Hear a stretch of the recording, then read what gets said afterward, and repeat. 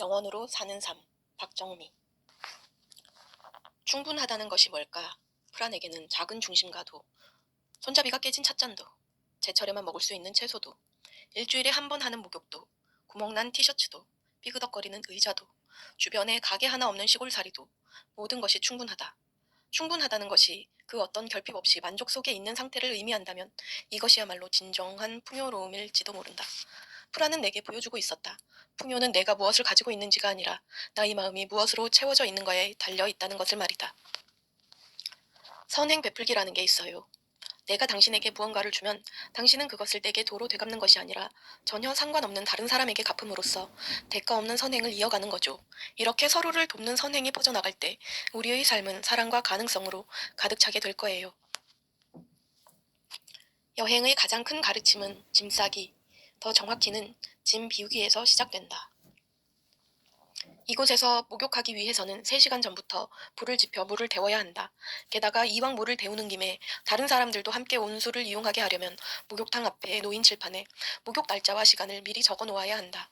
이곳에서 목욕이라는 것은 미리 계획해야 하는 것이었다. 목욕이라는 휴식. 지금 당장 비를 맞고 몸이 더러워졌다고 바로 따뜻한 물로 씻어낼 수 있는 사치는 허용되지 않았다. 이곳 사람들은 기후 변화의 주범 중 하나인 전기 사용을 줄이기 위해 상당히 절제된 생활을 하고 있었다. 전력 소비가 낮은 넷북 하나를 공동으로 사용하고 전기불을 아끼기 위해 헤드토치를 사용했다. 공동체 안에 각자 집을 가지고 있었지만 개인 공간에서의 전기 사용을 줄이기 위해 최대한 공동 공간에서 함께 시간을 보냈다. 매일 아침 전력량을 확인하고 전력이 충분하지 않을 때는 비상회의를 열어 전기 사용을 줄이기 위한 방법을 논의했다. 전기가 부족해서 생활이 불편하다 해서 태양광 패널 수를 늘려 발전량을 늘린다로 거기에서 보다 편하게 산다로 연결되는 생각의 흐름이 나에게는 너무도 당연하고 합리적이었다. 그러나 그의 합리는 달랐다. 태양광 패널을 제작하며 배출되는 어마어마한 탄소로 환경에 해를 입히는 소비를 하고 싶지 않다는 것이다. 차라리 부족한 전력량을 감소하는 것이 낫단다. 페드로는 오늘의 전기량이 50%라는 것은 전기 발전을 2배로 늘려야 한다는 게 아니라 다른 때보다 사용량을 절반으로 줄여야 하는 것이며 요즘 같은 날씨에는 그냥 상황에 맞춰 살면 된다고 덤덤히 말했다. 전기가 부족해서 짜증이 나고 답답했던 것은 나뿐이었다. 고된 생활이 4일째 이어지자 나는 이들의 생활 방식에 의문이 생겼다. 이들이 살아가는 이 불편한 방식이 과연 수많은 현대인을 설득할 수 있을까? 필요한 것을 스스로 공급하고 만족시키는 것이 자급자족이라 했나?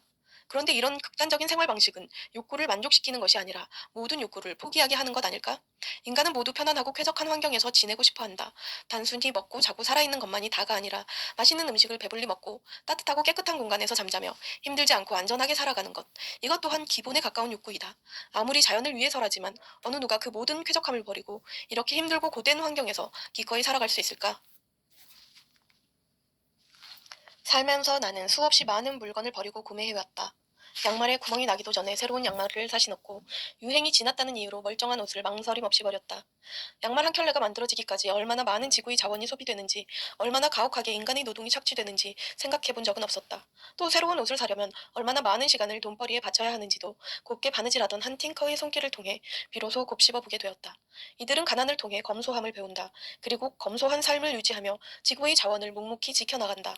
팅커들은 지구를 착취하지 않고 공생할 수 있다는 메시지를 몸소 보여주었다.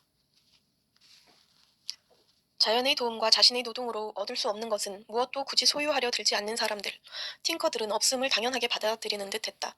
하지만 나는 편안하지 못했다. 없음보다는 부족을 느꼈기 때문이었다. 부족함은 없음이 아니라 모자람이다. 있어야 할 것이 없다는 결핍은 불충분, 불만족, 불편함을 가져온다. 이들은 없으면 없는 대로 부족해도 충분히 만족하며 산다. 부족함을 충족시키기 위해 환경과 기반 시설을 바꾸려 하지 않고 부족해진 상황에 자신들의 생활 흐름을 맞추며 살아가고자 했다. 그리고 그것을 불편하거나 견디기 어려운 결핍으로 보지 않고 자신들의 신념과 가치관을 지키기 위한 숭고한 절제로 기꺼이 받아들이는 것 같았다. 이들은 이토록 부족하고 결핍된 생활을 오히려 자유로운 삶이라 여겼다. 나는 이 점이 잘 이해되지 않았다. 하고 싶은 것을 마음껏 하지 못하고 갖고 싶은 것도 당장 갖지 못하는 삶, 이게 왜 자유라는 걸까? 의문이 들었다. 그래서 나는 솔직하게 물었다. 어떻게 이게 자유일 수 있죠? 이러한 삶의 방식은 자유를 준다기보다는 제한을 늘리는 방식이 아닌지 묻고 싶었다. 나의 물음에 잭이 답했다. 맞아요. 우리는 태양광으로만 전기를 얻기 때문에 늘 전기가 부족해요. 충분한 전기가 없죠. 하지만 우리에겐 전기 요금 고지서도 없어요. 그게 우리에겐 자유예요. 에드가 덧붙였다. 도시의 사람들은 가져야 하는 것, 원하는 것도 많고 전기세에 물세도 내야 하니까 1년 내내 일해야 하잖아요. 팅커들은 물, 전기, 음식 등 꼭 필요한 것은 대부분 스스로 만들거나 자연에서 얻기 때문에 시스템과 돈에 의존하지 않을 자유가 있다. 또한 하기 싫은 일을 굳이 하지 않아도 되는 자유와 국가의 권력을 넘겨주지 않는 자유도 있다. 헤드토치를 괜스레 천장에 비추는 멤버에게 전력 낭비하지 마라며 나무라는 이들이었다. 팅커들에게 필요한 빛이란 어둠 속에서 걸어갈 길을 비출 만큼이면 충분했다. 그리고 설사 그만큼의 빛마저 없더라도 이들은 기꺼운 마음으로 어두운 길을 더듬거리며 걸어가리라. 이들의 길엔 찬란한 자유가 가득하기 때문에. 조금 힘들었지만 그래도 지금까지 큰 문제 없었잖아요. 자전거는 몇 군데만 손보면 되겠어요. 내 생각에 당신은 지금 다른 자전거가 필요한 게 아니라 그냥 원하는 것 같아요. 사람들은 종종 원하는 것을 필요한 것으로 착각하기도 해요.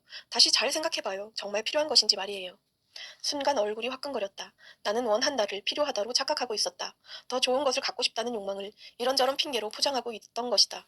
필요한 것을 준비하지 않았다는 불안감에 스스로 불가능이란 한계를 만들었고 하마터면 소비를 저지를 뻔한 위기를 자초했다. 아저씨 덕에 소비의 유혹에 무너지지 않았고 무소비 여정을 지속할 수 있었다.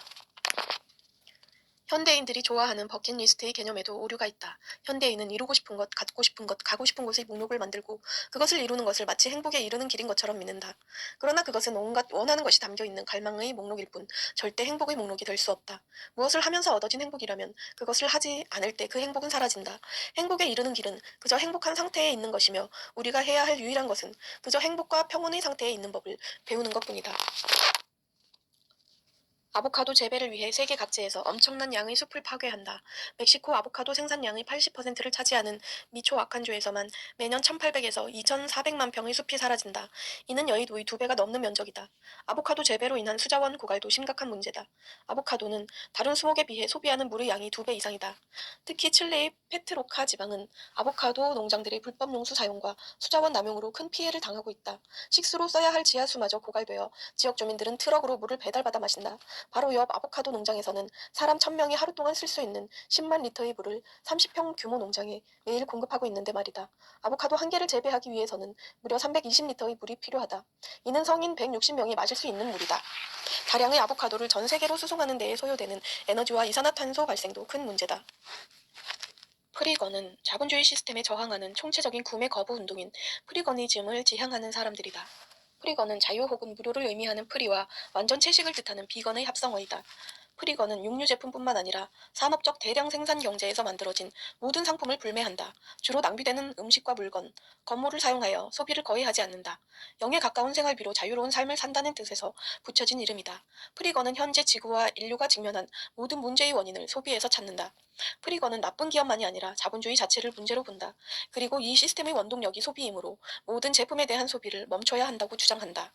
윤리적 기업의 제품이든 비윤리적 기업의 제품이든 동물 친화 혹은 동물 복지를 주장하는 제품이든 동물 학대 제품이든 친환경 제품이든 화학 제품이든 소비는 자본주의를 지원한다. 무엇을 사든 마찬가지다. 이들에게 착한 소비란 없다. 물건과 소비 중 우리가 버려야 할 것은 무엇일까? 무엇을 버려야 세상이 편안해질까? 모든 자극에서 벗어나자. 컴퓨터, 책, 핸드폰, 음악, 일. 현재를 놓치게 하는 것들에서 벗어나 고독과 자연에 머물러 보자. 불편함을 있는 그대로 마주하면 언젠가 편안함을 찾을 수 있지 않을까? 사람들은 대개 식사 시간을 기준으로 일과를 구분한다. 그러니 식사 시간이 없어졌다는 것은 하루를 나누는 중요한 기준이 없어졌다는 의미이기도 하다. 덩달아 무언가를 기다리는 시간도 없어졌다.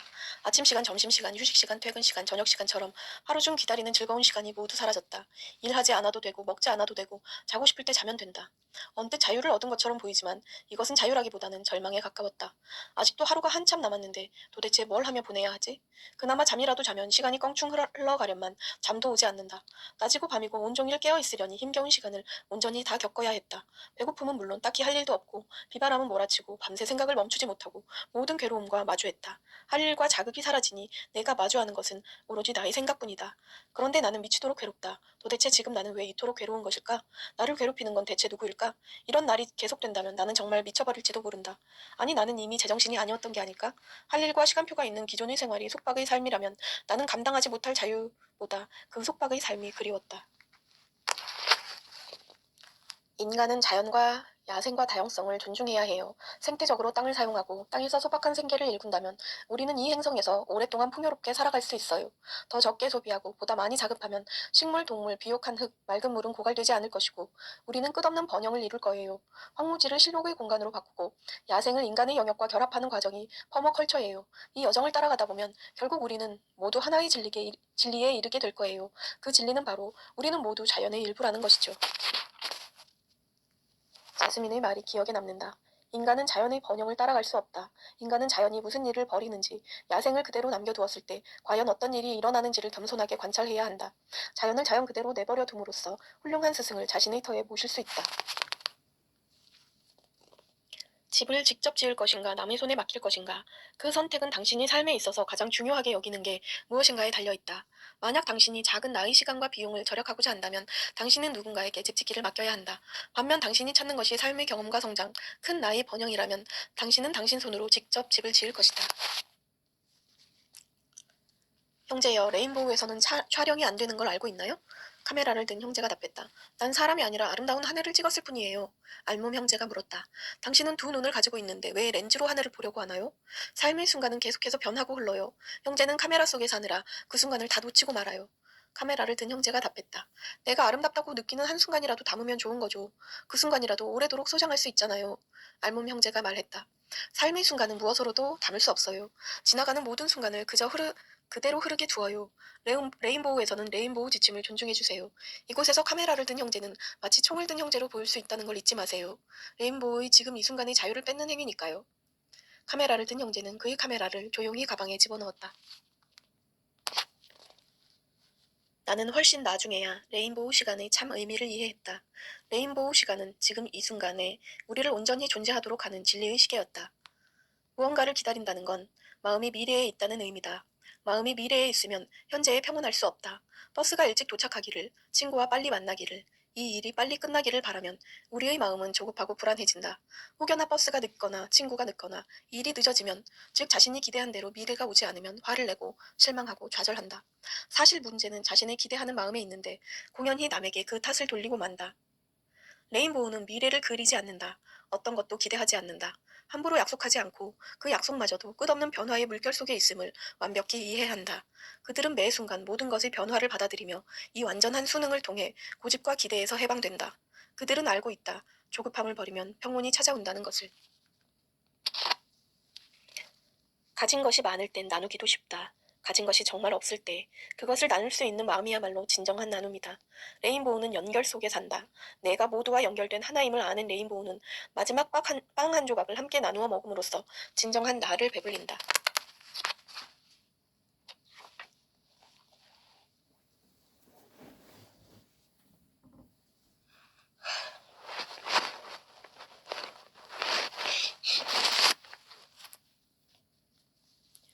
당신은 그저 있는 그대로의 당신이에요. 진정한 성장을 소망한다면 자신의 있는 그대로의 모습을 인정하고 받아들여야 해요. 지금 난 좀 이기적이었어.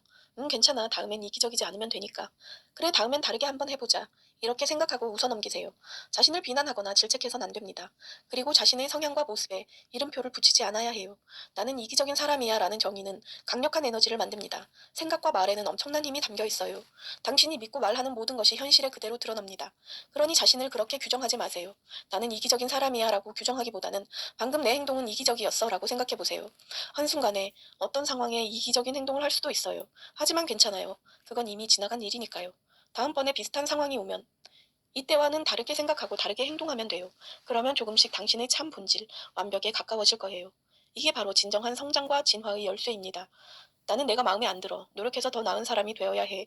라는 판단과 자책은 진정한 변화를 가져오지 못합니다. 지폐를 꺼내어 들고 이 종이 조가리 따위에 왜 그렇게 목숨을 거는 걸까 하고 한참을 들여다보았다. 돈에 대한 환상을 벗겨내면 화폐는 조개 껍데기의 역할로 돌아갈 뿐임을 온전히 깨달았다. 여하튼 이때의 종이 조가리 나눔을 제외하고 지난 1년간 나는 그 어떤 소비도 하지 않았다.